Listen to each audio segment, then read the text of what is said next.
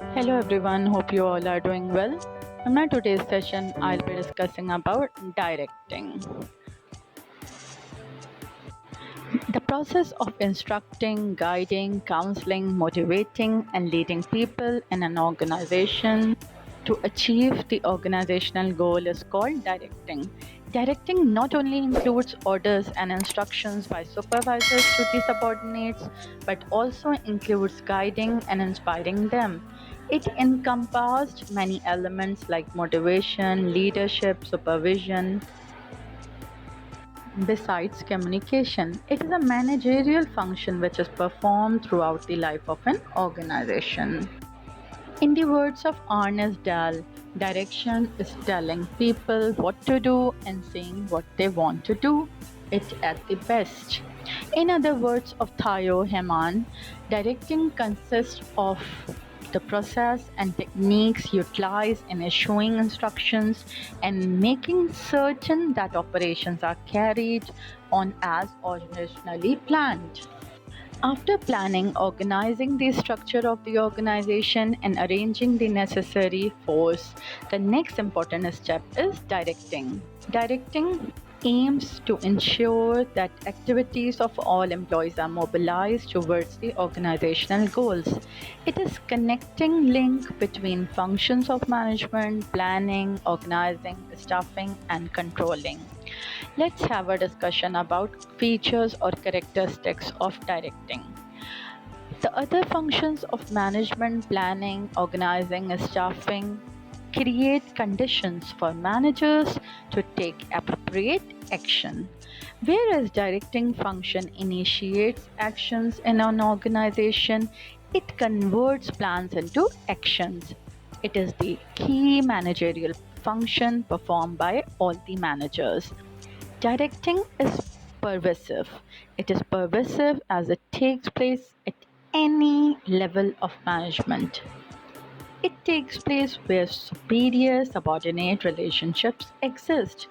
Every manager has subordinate who works under him and is responsible for getting things done. So I must say directing is a continuous process. Directing is an ongoing activity. It takes place throughout the life of an organization, irrespective of the people in the organization. Managers give orders to their subordinates, motivate them, and guide them on continuous basis. Directing follows from top to bottom. It flows from top to bottom through the organizational hierarchy. In directing, every manager directs his subordinates and take instruction from his immediate boss.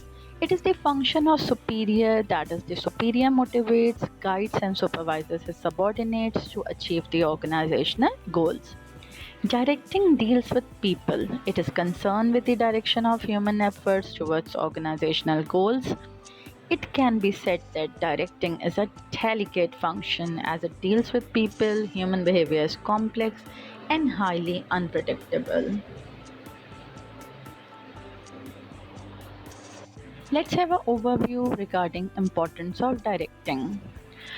The importance of directing can be said like that. Directing initiates action. Directing sets an organization into motion and helps other managerial functions to initiate and activate. It helps the managers to supervise, communicate, lead, guide, and motivate the subordinates to achieve the organizational goals.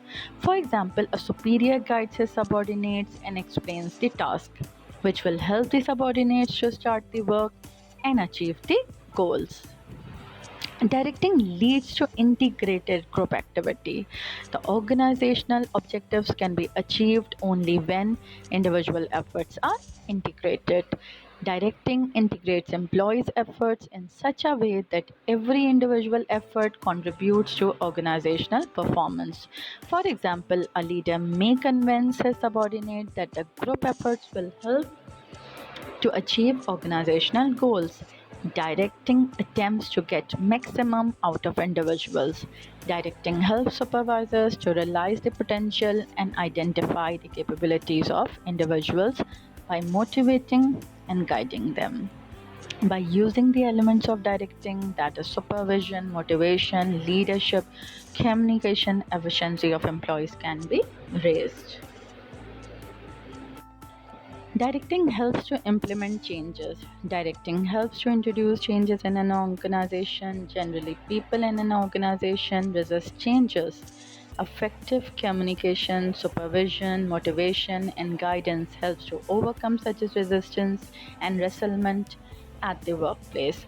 For example, the introduction of new method of doing a particular task in a factory is resisted by workers. But when managers explain the purpose, guide and provide them training and rewards, it can be easily accepted by the workers. Directing provides stability and balance in the organization.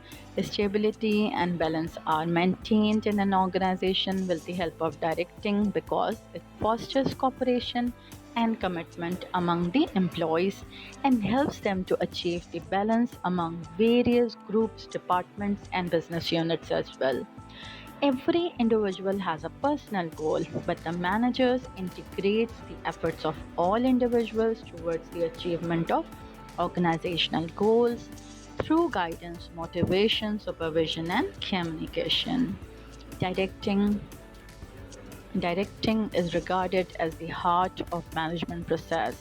Other functions like planning, organizing, and staffing cannot function properly without direction. It initiates actions. Directing is the first starting point of action. It initiates actions based on planning, organizing, and staffing. Action is initiated when the managers provide direction to the subordinates for carrying out the task. Therefore, directing function provides a set of guidelines to the employees on how to start.